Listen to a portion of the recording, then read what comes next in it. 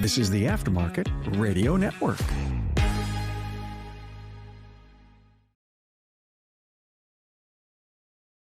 Welcome to another episode of Speak Up Effective Communication, the show on the Aftermarket Radio Network focused on our communication, leadership, and listening skills. In our episode today, I'm so pleased to introduce, really my boss, Tracy Capriotto. Thanks for joining me, Tracy. Thank you so much, Craig. It's an honor and a privilege to be on your podcast. We have so enjoyed having you a part of our Aftermarket Radio Network family. And really, your podcast every week, I learn something from it. So it has been a great communication podcast and really rounds out our entire network of kind of a one-stop shop of running a successful auto business and also just personal life stuff. Absolutely. This has been such a fun journey too. Learning to podcast is a communication platform, by the way. Learning tons from you too. So I really appreciate that. Now, here's the thing. What I want to do today is we're introducing Tracy. You've recently been the president of our Toastmasters Club, Remarkable Results Toastmasters. As the immediate past president, that's an official title in Toastmasters, by the way, the IPP, the immediate past. I'm going to add that to my email signature. Yeah, it's quite perfect. But no, the role now as the outgoing president is that you continue to coach and mentor the new president and their term. So Josh Cagle is our new president. We'll have a conversation with him eventually too. But I just thought it was such a great time. I want to hear some of the reflection on your communication journey coming to that point. I know it was such a big deal to even accept the nomination when it was suggested for you to take the role as club president. And a lot of other people out there are probably wondering, gosh, do I have what it takes? Is that something I could do? Anything like that? Taking the leadership executive type role in a volunteer organization with an actual mission. And it's about communication skills too. So, hey, this is the thing. We're going to go into Tracy's story. We're going to hear from her about her past and all of the things that she's learned through being president in the club and well before that. We have a word of the day as we do in each episode. And we picked this one out just before we started the episode here. It was a good one. The actual Webster word of the day is winsome. It's an adjective, and the definition of this word we will give you after we hear a word from our sponsors who make this show possible. Looking to take your shop to the next level of quality service, team culture, and overall profitability?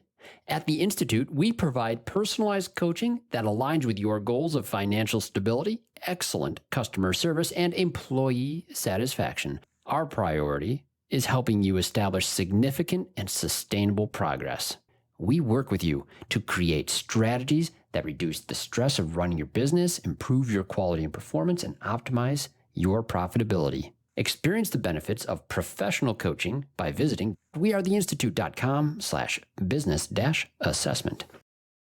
Hey friends, as you know, I'm a proud member of the AutoFlow team, and let me tell you, we've changed how business is done for auto shops everywhere. We support your client experience before, during, and after the work is done. Imagine this. Timely updates sent directly to your clients, branded digital vehicle inspections, and seamless communication from start to finish. That's why shops love AutoFlow. And hey, with those 5-star reviews rolling in, you'll wonder how you ever managed without us. Take an important next step and take your auto shop to the next level. Visit www.autoflow.com. Get on board with an AutoFlow trial. Want to see your auto repair shop thrive? Are you looking to drive more customers to your auto repair shop? Let ShopDog Marketing be your guide. Our customer-first approach, combined with AI-driven creative content, ensures top rankings. Dominate mobile first and voice search with our specialized expertise. Reach out to ShopDog Marketing today and start growing your business. Don't miss out on this chance to boost your business. Visit shopdogmarketing.com. Inbound has exclusively served independent auto repair shops with expert communication solutions for years. Our robust VoIP platform ensures you stay connected while our industry-leading AI analytics take your business to the next level. We provide the tools you need to understand your customers and optimize every interaction. Choose Inbound for proven expertise and unmatched innovation. Visit callinbound.com and discover the difference we can make. Credit card surcharging sounds effective, but is the single most damaging action to your shop in the last decade. If you're surcharging, you're tarnishing your reputation and losing customers as we speak. Express is the only 0% fee option to surcharging that your customers already know how to use. No tricks, no hidden fees, just a smarter way for auto shops to keep what's yours and do right by your customers. Book a free consultation with Express today by visiting myexpress.io and see how the most successful shops in the country are flipping the script on credit card processors. All right, we're back. Thank you so much for joining us today. We have Tracy Capriotto with us. And as I mentioned, the word of the day selected just before this conversation so perfectly from Webster themselves as their word of the day. And today, right now, as we're recording this, it's August 8th. But winsome is the word of the day. Adjective meaning generally pleasing and engaging, often because of a childlike charm and innocence. Perfect word of the day, Tracy. Yes, it is. It really worked out. It did. No, I hope you can take that as a compliment too, because I do feel that word absolutely describes you. Well, thank And you. this is, oh, no, totally. But this is the thing, Tracy, the people who get to hear from you, they see a side of you. I feel like as I've gotten to know you, you have made clear you haven't always seen yourself. Right. A quiet beginning is as you put it. I think people would actually be really surprised to hear that I really struggled with public speaking in all capacity. I Hmm. was a kid in school that never raised their hand. I didn't want to speak out loud. Reading a passage out loud in front of the class was the worst. I would Hmm. count the heads ahead of me so I could find out what was my paragraph so I could just memorize it and try to get it down pat perfectly. Interesting. Even calling to order like a pizza or calling a doctor's appointment, like I did not want to do any of that. I had major social anxiety about speaking. And so when I tell people this now, they're like, "What are you talking about? You're so friendly. We see you at conferences." And I think it really took a big transition in more of my later life in my 20s, and especially with this job now and through great mentors like you, Craig, and also your boss, Chris Cloutier, have really helped Yes. me find my voice and kind of get my sea legs a little bit. Nice. This is an amazing guy. He's put me on this path as well. His mentorship inside of the communication circles has just been so priceless. Toastmasters was referred to me, as you know, by Chris, and it's been 6 years now that I've been in Wow. Toastmasters. And I think now it's what, how long for you? But a little over a little Over over 2 2 years? years. Yep. Awesome. Wouldn't have happened. That club that we had created, so Remarkable Results and AutoFlow both sponsor the Toastmasters Club. We call it Remarkable Results Toastmasters. And anyone listening, of course, you are welcome to be our guest on the first and third Thursdays of each month. But man, this wouldn't have existed for you to even become president of. I started out in the role as president. As my term ended on that first year, as we had this newly chartered club, it's just getting its routine down. I approach you, I ask you to consider accepting nomination as club president. What went through your head? What went through my head is I can't say no to Craig. I'm not gonna be able to say no. You know, we're both co-sponsoring this club. I have to say yes, and that is also something that I've learned through people in our business in the repair industry, just say yes. And I've heard so many people say that when it comes to opportunities, even the scary ones, especially the scary ones, to just say yes and do it. So you asked me, I said, "Sure." I'm not even gonna bring up the fact that I was nominated when I was out of town, so technically I was a little voluntold, like, I wasn't Yeah, even we here, do that. and then all of a sudden I got an email like, "Great, Tracy, like, everyone said you're club president," and, you know, that was a very scary step for me because even that first year of us having the virtual Toastmasters club, I would sweat those meetings so bad. I have no idea why. It was, I think, just another stepping stone of me getting comfortable in the virtual world with Mm, speaking up. Before every Toastmasters meeting, I would be so nervous. What am I going to say? What is my role? I'd be looking over the notes, trying to memorize them. And I would feel at the end of Toastmasters, oh, I'm so glad I did this. So mhm. those small steps really helped. And then, of course, becoming the president, now you're in it. And now you have to take a leadership role. And through your guidance that helped me a lot kind of find my ground of how am I going to get my own groove when it comes to presidency. You had said have creativity, make this your own. And I really Mhm. love that idea. So being the club president, I think forced me even more so to take the next step. And now I'm in charge of leading the meetings and sending out the agenda. So it also really gave me great skills for meetings in general, which Sarah and Yeah. I use a lot in our communication class of structuring meetings and taking kind of the stigma out of meetings. This should have been an email. And Toastmasters has a really great format with the hour, minute by minute, it's locked in there. And I Yeah. think it really helped me kind of learn that leadership it doesn't mean a C-suite executive. I think when we were younger, especially for me, I would think, oh, the CEOs, those are the leaders, the authors, those big people on stage, like they have it all figured out. And then really it's through this business that I learned leadership comes in all roles, no matter Yeah. what role you have in a business, whether you're an apprentice at a shop or a service advisor, everyone can lead their own role and have the autonomy to do so. And so I think all of that kind of really helps solidify like I can Mhm. do this. Mhm. And I have obviously the support of everyone in our Toastmasters Well, club. I It's think a that's the whole very thing. supportive group. A very supportive group. And this is, I think, is the big difference. As an adult, I personally find these sort of situations easier. When you're a kid and you're in class, is that the same experience? Totally not, because No. I was a kid in class where you raise your hand, you answer a question, and if you're wrong, you get laughed at. The teacher jokes at you and says, "No, who has the right answer?" And I Yep. think that can add a lot of hesitancy and also anxiety about being right or wrong. And Yeah. then you learn to almost shut down, like, I'm not going to speak because I don't know if it's right or wrong and I don't want to be made fun of. And Yeah. I think maybe that, especially for me, I didn't realize how dramatic of an effect that would have on me in those Mhm. formative years, and that Mhm. it is totally different when you're an adult. When it comes to training events, we're at conferences all the time.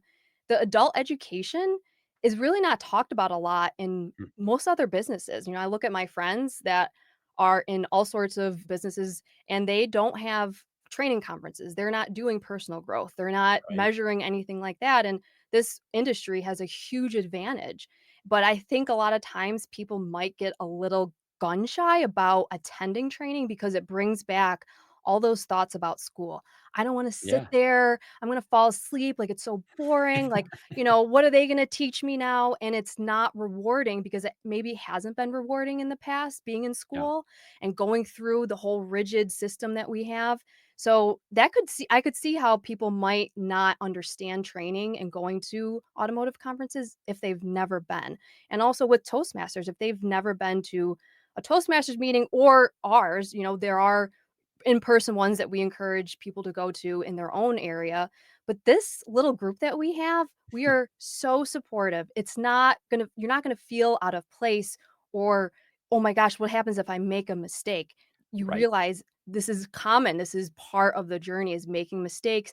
And really with Toastmasters, the critical feedback and listening to other people giving critical feedback, that really clicked in for me on, oh, critical feedback isn't scary. Critical feedback Right. doesn't mean you're hurting someone's feelings. And It's even those examples expected. were huge for me. Correct. Yeah, I think this is the big difference and why the Toastmasters Club is a great spot for people to flex their leadership skills, to take a role of leadership and still practice developing the communication, because this is one of the unique environments where actual mistakes are expected Yeah. and totally expected, in the sense that, yeah, you're going to get feedback on it. But since everybody's there for feedback on exactly those types of things, it's a community that has a high degree of grace and wants to see you succeed. I Yes. never had that sense when I was coming up in school either. People don't think of Craig back in the school days, a small, thin kid and super quiet. I didn't start finding my voice probably till, junior year of high school. And I was just more of the class jokester at that point. And that was just how it was. Yeah. But this is, as adults, learning gets easier. I firmly believe that, as long as you continue to keep some of that brain elasticity going and Yeah. trying to stretch yourself into new roles and do new things. It's not scary anymore when you're with a group of people like this, and you don't have to feel like a mistake is now a part of your Right. identity. And I think also the awareness you develop with Toastmasters was, pun intended, remarkable. Oh, yeah. The Big fan. counter, once you take that role, your ears will never be the same for the rest of your life.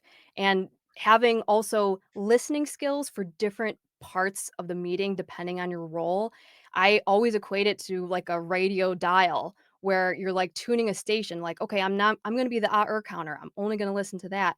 I'm going to be the general evaluator. And you listen to the meeting completely different. If you're the Mhm, counter, it can be hard to understand the context of what the person is speaking about because you're doing your little tallies and you realize that the listening skills you have are fine-tuned and can be kind of tapped in and tapped out depending on the conversation or the environment you're in. And that for me was huge, building that awareness of what we're saying, how people are perceiving it more mhm, importantly.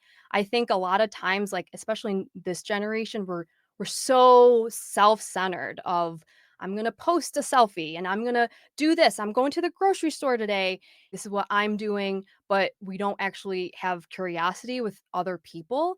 And then it can even backfire where people think, well, hmm. my intentions were the best. So if they took it the wrong way, that's totally on them. Oh, And yeah, shifted Toastmasters and responsibility. communication, yeah, you learn that accountability for the words that you say and how it can affect other people because we are all so different. So our perception of even one sentence in an email could be taken so many different ways. And if Mhm. you're not stopping to think about that before you're communicating, you're already setting up barriers. Absolutely. No, you've heard me quote Bob Greenwood a number of times. You've known Bob a long time yourself here too. Rest in peace, Bob. One of the things that stuck out to me in his class was his message on why he dresses nice. He's wearing a suit and tie to these automotive events. And this is the thing is Bob made a great point of he always drew attention to it in the best way possible. He says, you know why? He would say, ask his class, you know why I'm dressed nice? Out of respect for the people that I'm meeting with. You're Yeah, worth it. And so I see communication as a sense of you're clothing yourself with good communication skills out of respect for the people that you're meeting with. It isn't to try to impress people with how great and wonderful you are. right. It shows respect to an audience to give it the respect that good communication skills truly deserves. It's not about trying to be better than Right. someone else. It's trying to be your best for respecting others.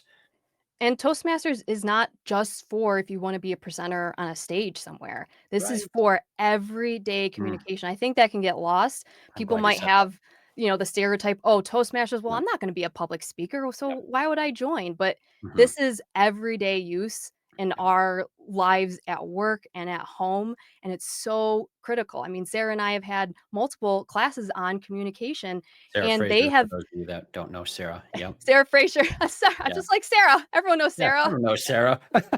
And we've received amazing feedback that really validate what we're presenting and what we're talking about is very important for today's Mhm. world.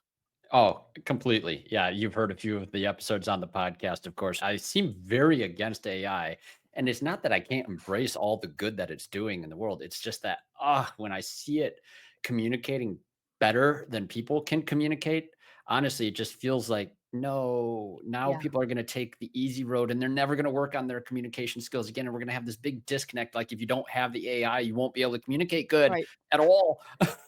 You're gonna become so hyper dependent on it. I see the world heading this way too fast. Absolutely. Kids are not playing outside. Like they're not picking up the phone to call a landline home and say, "Hey, Mrs. Smith, can I talk to Sam?" Those skills Mhm. aren't being developed.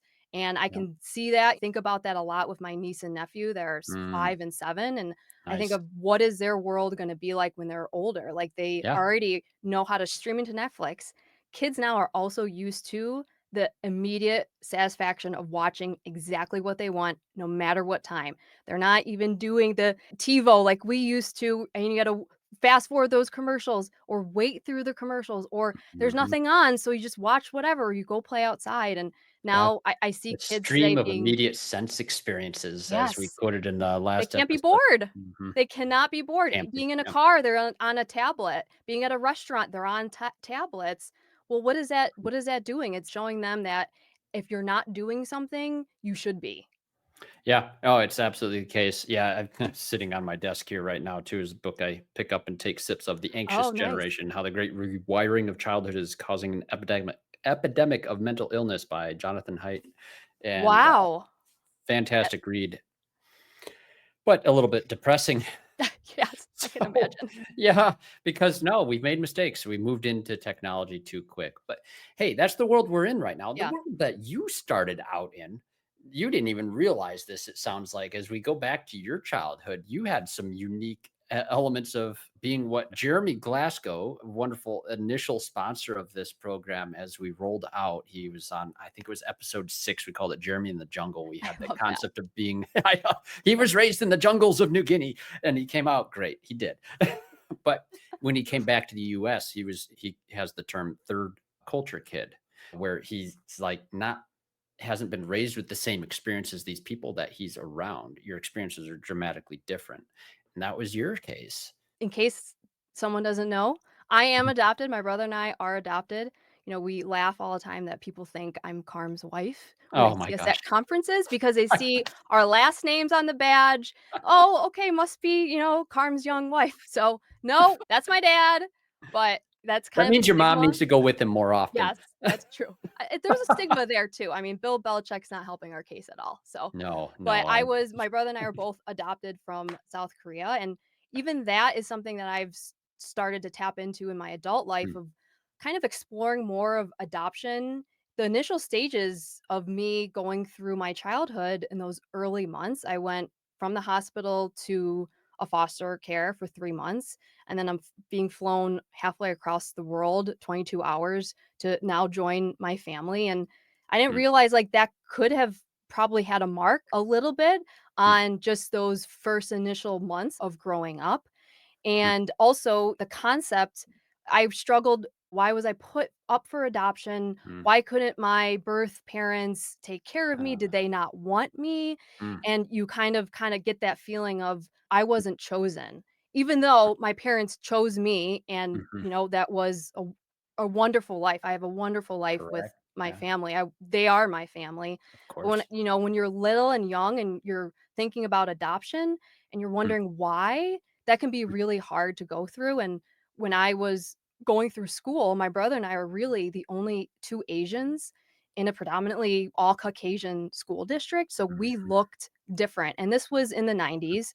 Yeah, It's different today, there's a lot more diversity today, but yeah, back in the '90s, there really wasn't a lot, and adoption wasn't as kind of mainstream as it is now, so I struggled with racism and looking different, mm, and that also, I think, fed into I don't really wanna speak up because I'm already different, I don't wanna be more right, different, and I think that kinda held me back where I was so shy because I kept wondering, "Why do I not look the same?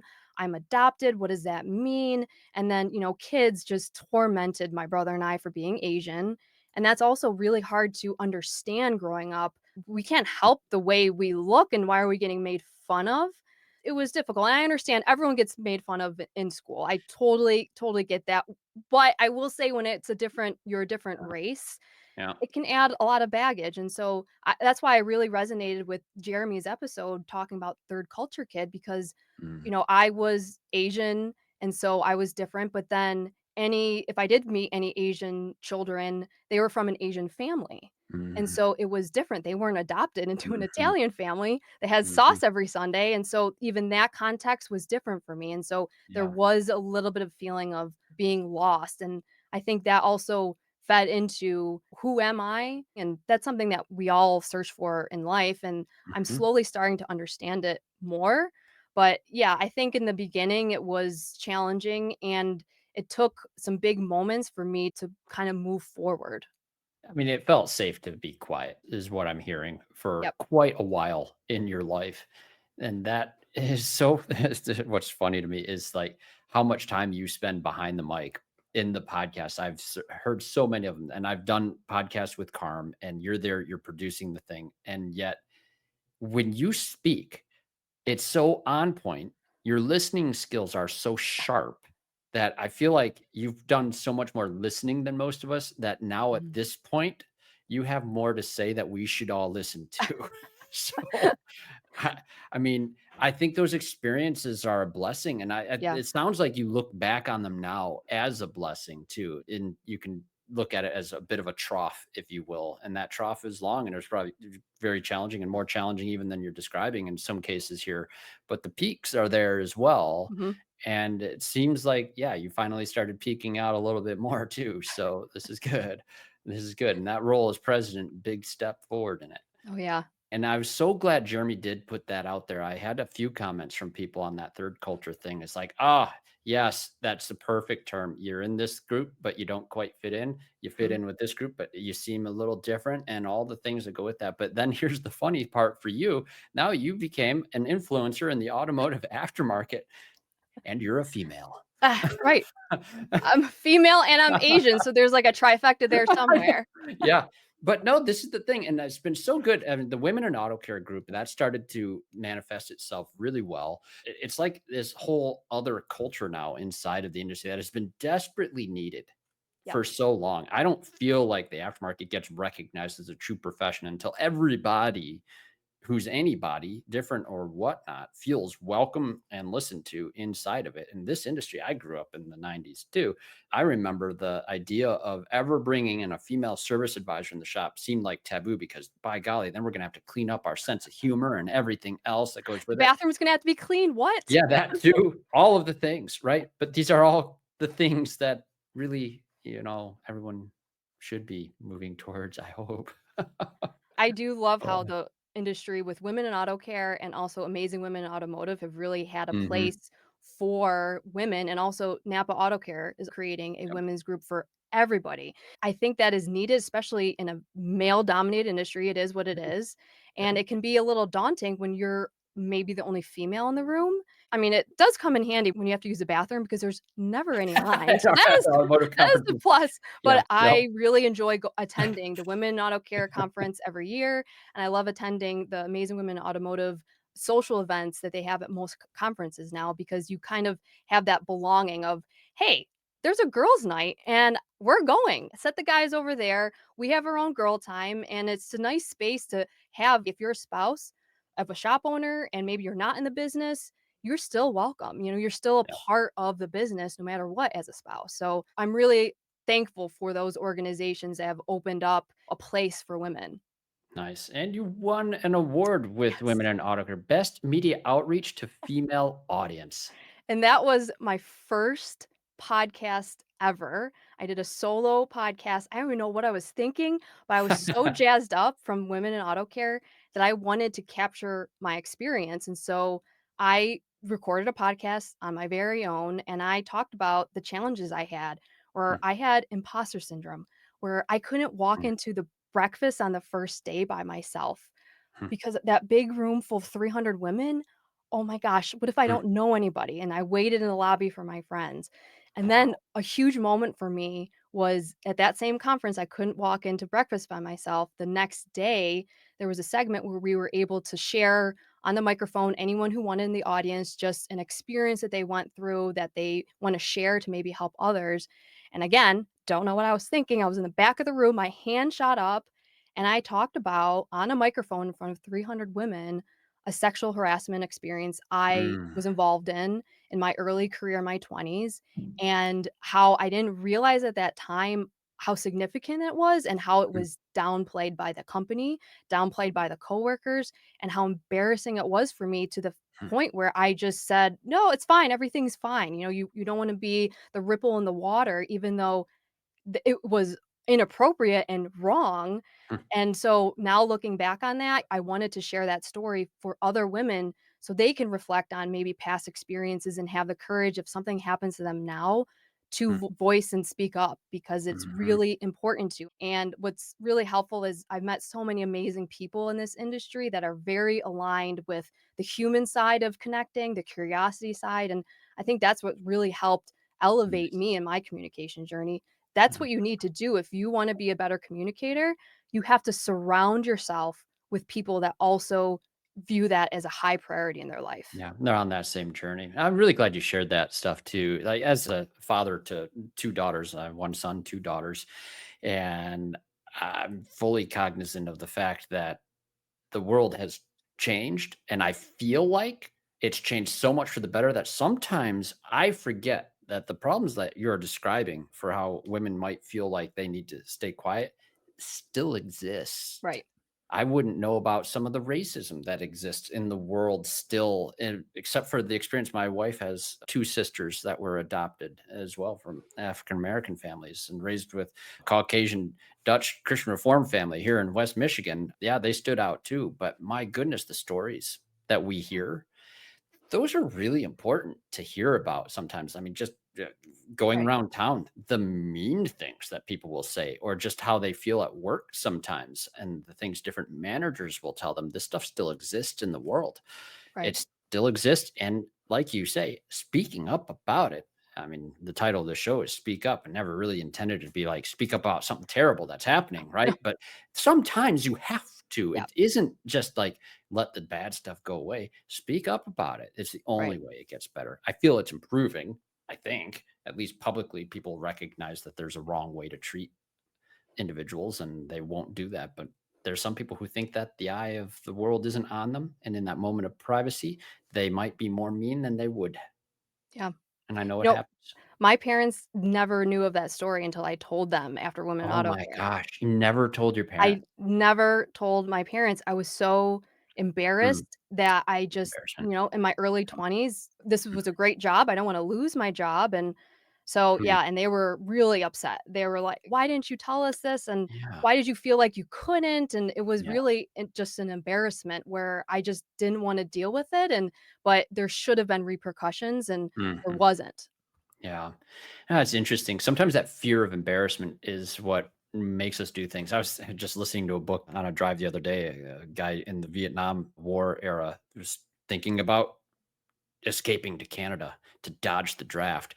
And what was interesting, he was afraid of going to war, but the fear of being embarrassed by this decision and haunting him the rest of life was greater than the fear of going to war. Even though war absolutely is one of the most terrifying things you can do, the fear of embarrassment Yeah. is more powerful than Yeah. even going and confronting a scenario like combat.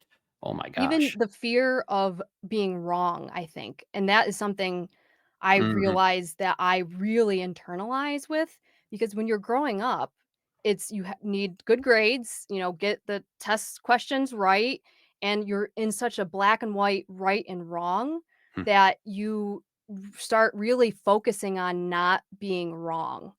And Mhm. I think that can be such a slippery slope of trying to do everything you can to not be wrong. You're gonna miss out, and Hmm. that fear is huge for people, I think. Oh, I think so too. And I've talked to a lot of technical trainers. Obviously, we know several of them in our networking circles. And I can't think of a more intimidating course to have to teach than a group of experienced, skilled, brilliant diagnostic technicians to go and talk about, how to diagnose this particular vehicle, make, model, or technology or whatever. Because they all have their processes and Right. they know their stuff. And some of the groups in that, oh my gosh, you could get Yeah. crucified in front of an audience in there if you say Especially if something Matt stupid. Fonzo is in the audience. Oh, no, you gotta You give don't want him that. yeah, you gotta heckle him. That's necessary. But no, that's interesting. Yeah, being wrong in front of a group of experts, especially, I think that bar is going up enough in certain circles in our conferences that does seem intimidating. And you mentioned this too, just from your position going into a conference, being in training, not even feeling like in a group of other women to go and sit and have breakfast with someone. Yeah. I think that same fear is there for a lot of other people. So if you're listening to this and you're hearing Tracy talk about that fear of like walking in a large room, going to breakfast, that is pretty normal. I think you've given people permission to still feel that and do something here. You're not the Yes. only nervous one.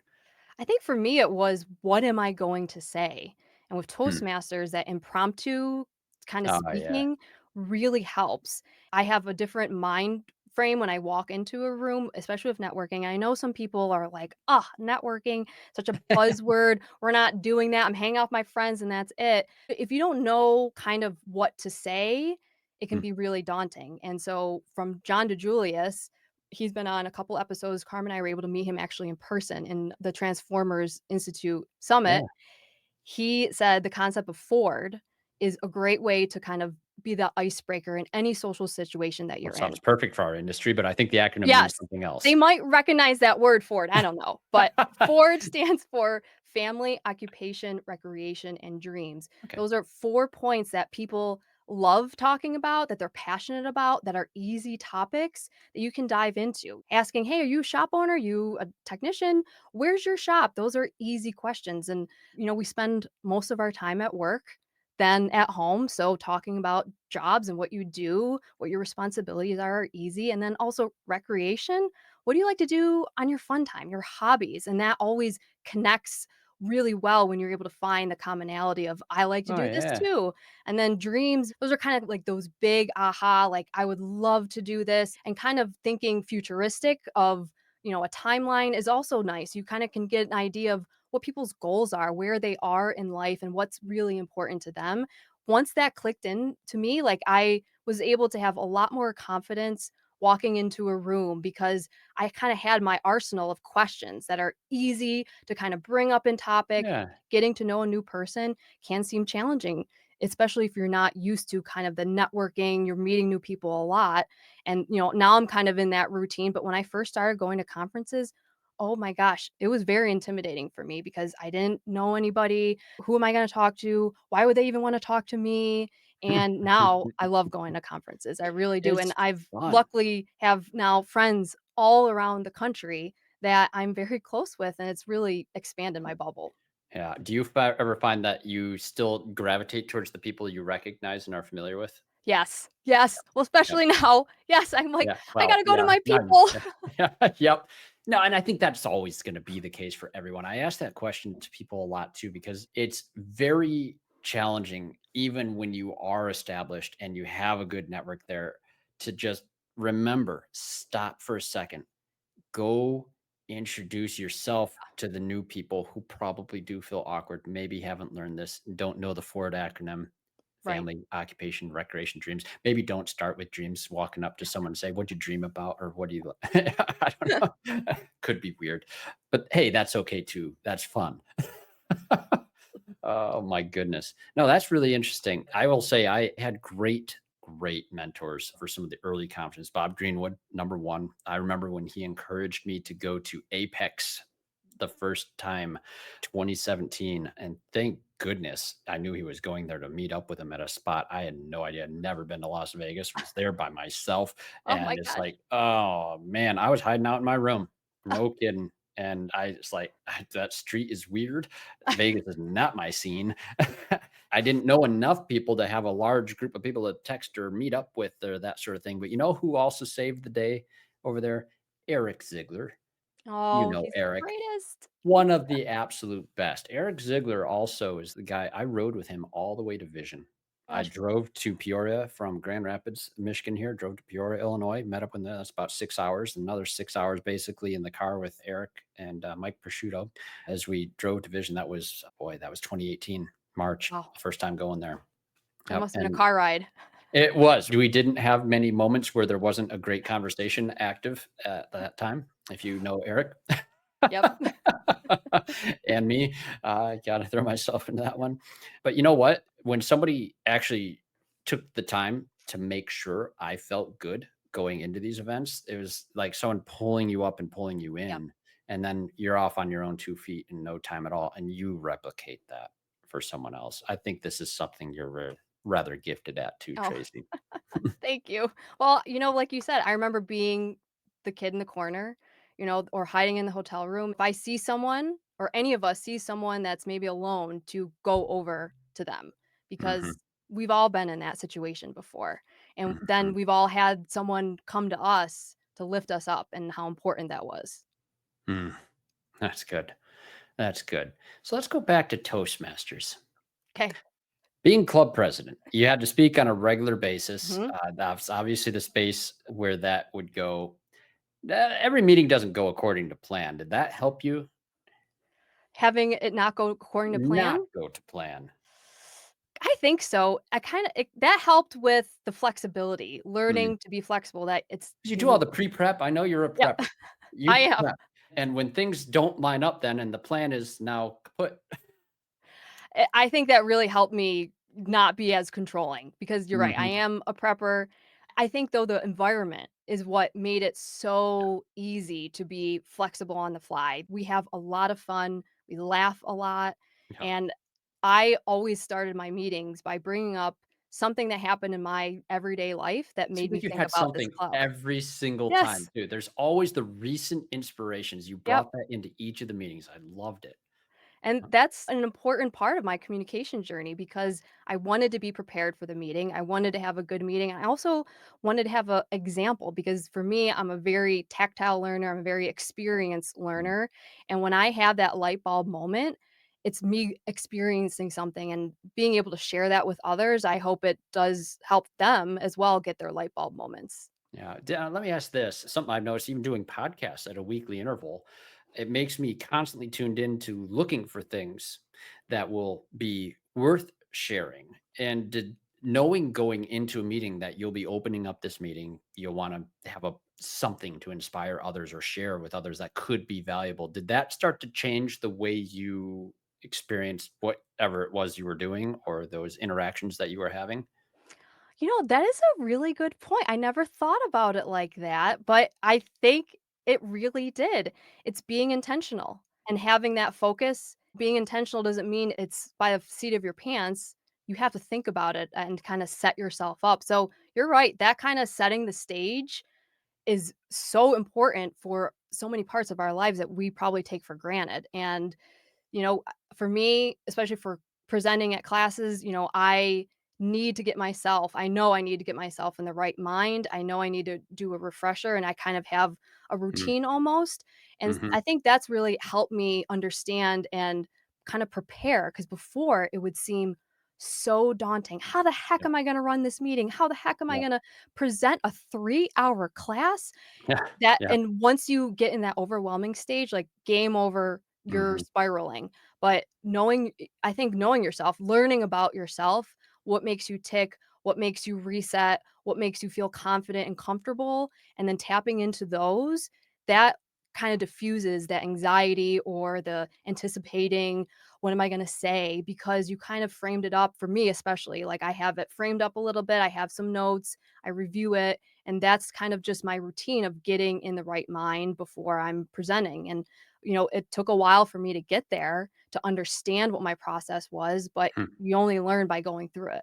It's interesting because I remember at Vision last year, we kind of gave you no time for a process to prepare something. We said, "Hey, Tracy, we're about to start the second half of our course. Do you want to open that up?"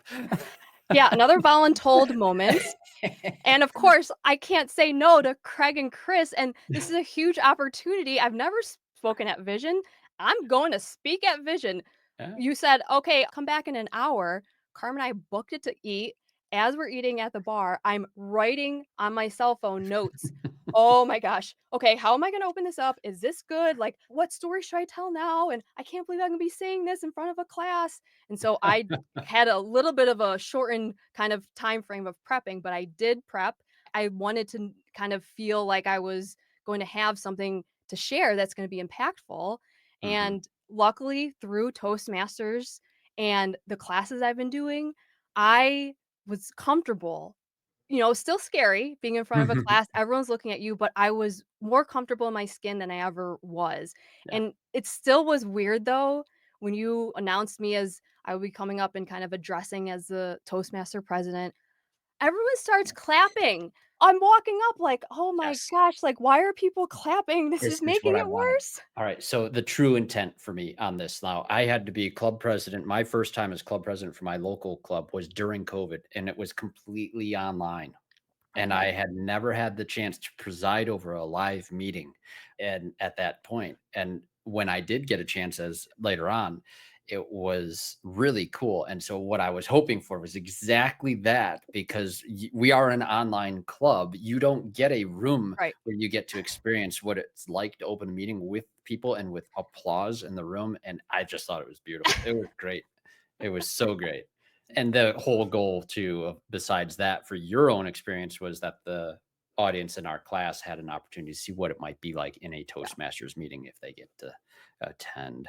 That was one of my favorite vision moments. It's mine too. Really, it's mine too. That was a pinch me moment. Yep. Nope, you did great. And then Carm came up. He gave his educational minute too. Mhm. And Carm, you both have spoken in front of groups of people before, but it's just a different experience when we're trying to give a what it's like in a meeting experience Right. to be doing that with people. It always reminds me that I do wish, like, my dream is that at an event we'll be able to actually host one of our Toastmaster meetings. We'll just use a room. We'll have our one of our regular monthly meetings and we'll conduct it in person so that the club gets that experience. I hope that'll happen.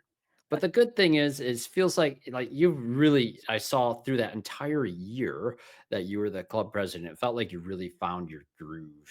And that's what these sort of things do. You stretched yourself, you put yourself into a position that you said yes to it. Like you Yep. said yes to Sarah when you guys teach your class there. That's been great for you. You did this too. I would ask this, like, do you have anything you wish you would have done different during your term as president? Is there anything that's like, I wish I did this or that, or do you just feel like it went really, really good? I think it went well, but there's Yeah. always areas of improvement. I wish I would have had meetings like Josh has made Oh, I as pushed an him into that. But yeah, Yeah, I wish I would have done that. I yep, wish I would have I didn't executive attend meetings. any of the extra trainings for Toastmasters until recently, and that is something, Carm and I both attended that, and it was wonderful to hear them talking about DISC, and I really enjoy how Josh kind of has more of a theme to every meeting, and Pushed him that's around. something I would Yeah. always forget. So, it has Mm. been really interesting for me to have Josh on board as a new president because I'm already seeing him take off in a different way, and it's been wonderful to watch.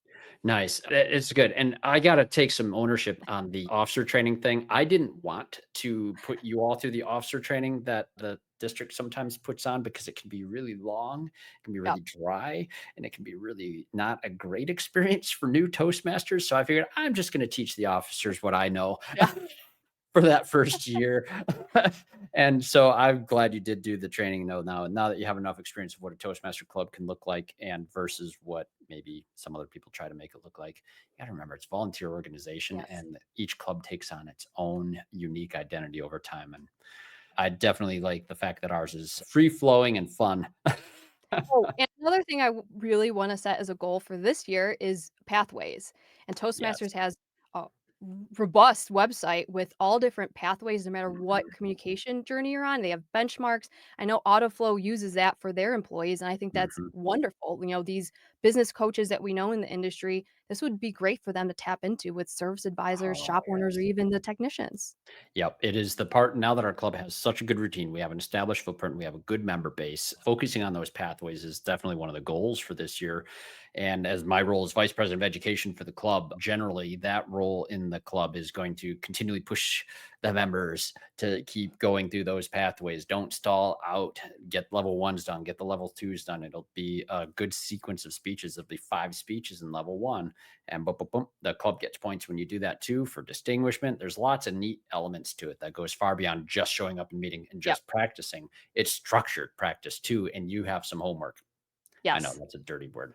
No one says But I homework. like the gamification. Once you said, "Well, if we have 3 officers to attend this meeting, we get points." I was like, "Points, points, Points. okay." So this is it, right? Because sometimes we need something more than our own motivation to do it. A True. lot of people are not motivated to only something that benefits themselves. They're far more motivated to do something that benefits others. Yes. And I think that's a beautiful thing to behold. But yeah, the club does better the better the people in the club do. I'm Yeah. so glad that you kind of explained that, the pathways and the point system, because that was a better visual for me to kind of understand Toastmasters and how huge of a communication, education this is. Yeah, no, what we needed during your term, we achieved. We achieved a growth, we achieved routine, having a good established parameters of what a meeting needs to look like. I think that is just a resounding success, and it put us on the path to be where we are now in the third year of the club's charter to be able to start doing some of the higher level Toastmaster things. It's all part of the process. I Nice. love it. So, hey, any advice for our new president, Mr. Cagle? He doesn't need any advice. I love his energy. My only advice is be creative and have fun with it because it really is a role that you don't think of as part of your professional career, but it's critical. And I think kind of having that pride of, wow, I was a president of something, that's kind of cool It moment. is. So I It think Josh is. is going to just soar with this. It's going to be interesting for me to experience this now on the other side again. Yeah, no, it's good. It's a little easier sometimes when you're not responsible for every Yeah. detail of the meeting. Yep. Awesome. Well, Tracy, this is so much fun. I've got to ask though, if you have any final thoughts or anything that you haven't shared that you would love to share with the audience. I guess it kind of ties into my initial thoughts of leadership as being big executives and Mm, CEOs. When it comes to speaking, I think people again, they have that connotation of, well, it's a public speaker and someone on stage and that's not me. Or someone that's very talkative and very outgoing and is a big personality, that's a great speaker. Once you go through Toastmasters, once you focus on communication, you realize that is not the case. Just because someone's the loudest in the room doesn't mean they're a great speaker. Just because they're on TV doesn't mean they're a great speaker. My mm, final words is everyone can hone in on their speaking skills no matter what position that you have in your career because it also bleeds into your family time, your friend time with your kids. And we need that tune up. We need a communication tune up to kind of keep us in check, to help us move forward, to be more concise. That is also something I really tapped into mhm. was trying to be concise and drop those ums. And when you're able to do that, it kinda eliminates those distractions, and you want to be able to have efficient communication on what your message is and how is it coming across and is Yeah, it received? yeah. Better than AI can do it, right? Yes. Yeah. No, on the spot, in the flesh, right now, in person. That's where their skills Yep. come in handy. Absolutely, because everyone can click the button now. Right. No, I love it, Tracy. And that confidence that you described, I think that's one of the most important things. I've sit in boardrooms with high level executives on occasion, and they are often very quiet meetings Mhm. because I see even in those environments, almost especially in those environments, people are afraid to speak up. Yeah, I could see I'm that. not. Maybe I should sometimes, but no, no, I definitely was. Oh, Tracy, thanks so much for doing this with me. This has been an absolute pleasure having you on the podcast on this side of the screen. Yes. Thank you so much for having me, Craig. I really enjoyed being here. Oh, this has been so much fun. Thank you, Tracy. And hey, thanks to our loyal listeners for joining us today on this. I hope this was insightful and helpful. I do want to invite you to reach out to us here on the show. Reach out to me at speakup@craigoneil.net. Email with any questions. We have a whole bunch of topics we'd love to bring to you, but we want to know which ones are important to you that you want to hear about. And we also want you to listen to the other shows on the Aftermarket Radio Network. Tracy, what's the name of that one your dad started? Remarkable Results Radio Podcast. Of course, Remarkable Results Radio with Carm Capriotto, the podcast that really, in my opinion, honestly, was the first podcast I'd Mhm. ever heard of in this industry. I don't think anything was before that. 10 years running. It's amazing. Amazing. Less amazing is Matt Fonslow's diagnosing the aftermarket A through Z. I think of all the people in the world, me and you probably enjoy razzing Matt Fonslow the most. The most. Yeah, Every day is a yeah, joy. yeah, because that's how he is in person. To Yes. everybody he meets, he deserves it. He But deserves anyway, it. yeah. And Hunt Demarest. Hunt Demarest is a perfect gentleman and Yes. always gets his podcast in on time. Uh, Always. He is months ahead, actually. It's wild. Hunt, thank you so much. Business by the numbers, folks. Numbers are not my game either. If that is for you running a business, truly listened in to Hunt. It is that would have probably changed my business in a number of ways if I had ever had anything like that 10, 15 years ago. It would have been great. And the auto repair marketing podcast, Brian and Kim Walker, Tracy, I get to see them coming up here in September at the Mars Intensive Awesome. by the Institute. Yep. Enjoy. Can't wait. They're so much fun. And then Coach Chris Cotton, the weekly blitz. I have to get Chris on here. I've been on his a Yes. long time ago. Same for Kim and Brian, but good eggs. You really pick some great hosts. You know that?